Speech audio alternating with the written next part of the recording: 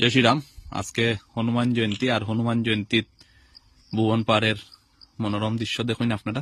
কত সুন্দর কুয়াশা চারিদিকে, দেখা যান না। ওই দেখুন সামনে একটা ব্রিজ আছে, এই ব্রিজটা দেখাই যেতেছে না, এত কুয়াশা। হনুমান মন্দিরে গিয়া দেখি কিরকম কুয়াশা। ওই দেখুন জায়গায় জায়গায় কুয়াশা আছে, জায়গায় জায়গায় নাই। আর মামা এরা সবকিছু লইয়া এই জায়গাটা আপ উঠা গেছে না। আর এখন আমরা যাইলাম।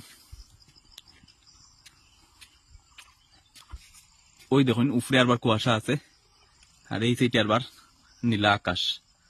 হনুমান মন্দিরের দিকে কুয়াশা আছে, এটা যাওয়ার পরে আপনারা দেখাইলাম।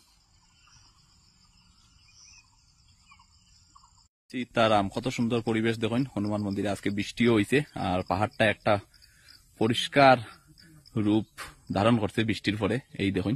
আর হনুমান মন্দিরের সাইডের দিকে আমরা খুব সুন্দর করিয়া বেড়া উড়া দেওয়া হয়েছে, যাতে গরু বাছুরে ছাগলে ফুল গাছটাই না খায়।